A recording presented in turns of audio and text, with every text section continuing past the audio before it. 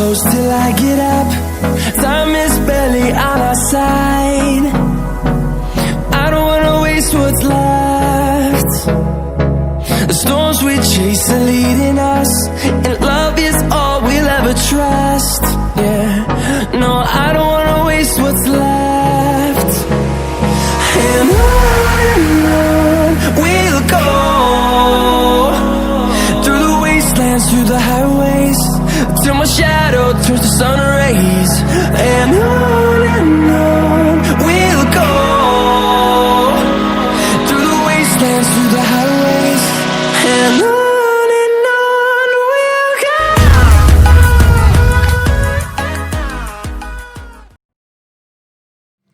Sejarah matematika Yunani. Menurut bahasa, matematika berasal dari kata matema. Dalam bahasa Yunani, yang diartikan sebagai sains atau ilmu pengetahuan, dan juga matematikos yang diartikan sebagai suka belajar. Matematika adalah bahasa yang menghilangkan sifat kabur, majemuk, dan emosional. Matematika adalah metode berpikir logis dan logika pada masa dewasa. Matematika adalah sains yang bekerja menarik kesimpulan-kesimpulan yang perlu. Matematika adalah sains formal yang murni. Matematika adalah sains yang memanipulasi simbol. Matematika adalah ilmu tentang bilangan dan ruang. Matematika adalah ilmu yang mempelajari hubungan pola, bentuk, dan struktur. Matematika adalah ilmu yang abstrak dan deduktif. Jadi, matematika adalah ratunya ilmu dan sekaligus menjadi pelayanannya. Di dalam matematika Yunani terdapat bagian-bagian terpenting yang perlu kita ketahui dan akan kita bahas dalam tayangan video ini, yaitu tentang sejarah sistem bilangan Yunani, simbol yang digunakan pada masa Yunani kuno, mengkuadratkan lingkaran, menggandakan kubus, membagi 3 sebuah sudut, serta mengetahui para tokoh matematikawan Yunani kuno. Yang pertama yaitu sejarah sistem bilangan Yunani. Asal mula terbentuknya sistem bilangan Yunani, yaitu dikarenakan penduduk Yunani memerlukan hal tersebut supaya untuk mengetahui perhitungan, penanggalan, dan perubahan musim. Pada era lahirnya Isa Al-Masih, masyarakat Yunani telah menyusun bilangan dengan menggunakan bahasa Latin kuno. Sehingga tercipta 3 sistem bilangan Yunani. Yang pertama, sistem penulisan. Di dalam sistem penulisan ini terdapat lambang dan alfabet. Yang kedua, sistem bilangan Yunani kuno Atik, sekitar abad 300 sebelum Masehi dan dikenal sebagai angka. Tulisan ini ditemukan di daerah reruntuhan Yunani yang bernama Attika. Yang ketiga, sistem numerasi alfabet Yunani. Pada tahun 450 sebelum Masehi, bangsa Ionia dari Yunani telah mengembangkan suatu sistem angka, yaitu alfabet, yang terdiri dari 24 huruf. Kita masuk yang kedua, yaitu simbol yang digunakan pada masa Yunani kuno. Simbol berasal dari bahasa Yunani dengan kata simbol, artinya melempar bersama-sama. Melempar atau meletakkan bersama-sama dalam satu ide atau gagasan objek yang kelihatan. Simbol dapat mengantarkan seseorang ke dalam gagasan masa depan atau masa lalu. Kali ini saya akan berbagi tentang huruf-huruf Yunani beserta cara membacanya. Berikut adalah gambarnya. Yang pertama ada alfa, beta, gamma, delta, eta, theta, iota, kappa, lambda, mu, nu, psi, omikron, pi, rho, sigma, tau, epsilon, psi, Psi, dan Omega. Itu adalah gambar huruf-huruf Yunani beserta cara membacanya.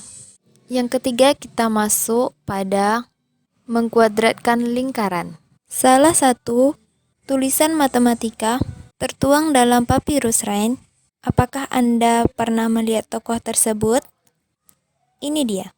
Dinamakan salah seorang ahli tentang Mesir, Henry Wright, yang ditemukan di Luxor tahun 1958. Panjang gulungan tersebut sekitar 6 meter dan lebar meternya yang ditulis sekitar 1650 sebelum Masehi oleh seorang ahli penulis, Ahmes, yang mengkopi dokumen tersebut sekitar 200 tahun lebih.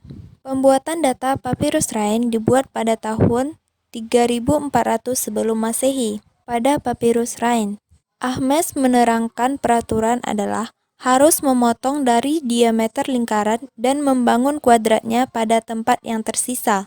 Walaupun hal tersebut bukan bangunan geometri, tapi hal tersebut memperlihatkan masalah dalam membangun kuadrat dan bidang yang sama pada lingkaran.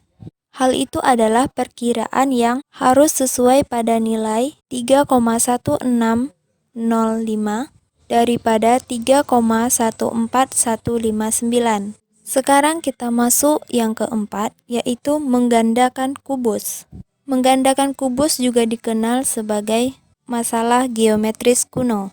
Mengingat tepi kubus, masalahnya membutuhkan konstruksi tepi kubus kedua yang volumenya 2 kali lipat dari yang pertama. Menggandakan kubus diketahui tidak mungkin hanya membutuhkan kompas dan penggaris. Pierre Laurent Wanzel pada tahun 1837 dalam istilah aljabar menggandakan kulit kubus dengan panjang X, di mana X sama dengan 2. Dengan kata lain, X sama dengan akar 2. Ini karena kubus sisi panjang 1, memiliki volume 1 sama dengan 1. Dan kubus 2 kali volume 2, memiliki panjang sisi akar kubus 2. Masalah menciptakan kubus dengan 2 kali volume kubus yang diberikan ini yaitu gambar kali panjang satu sisi dan tidak mungkin menggambar hanya dengan penggaris dan kompas. Ini kita masuk yang kelima, yaitu membagi 3 sebuah sudut.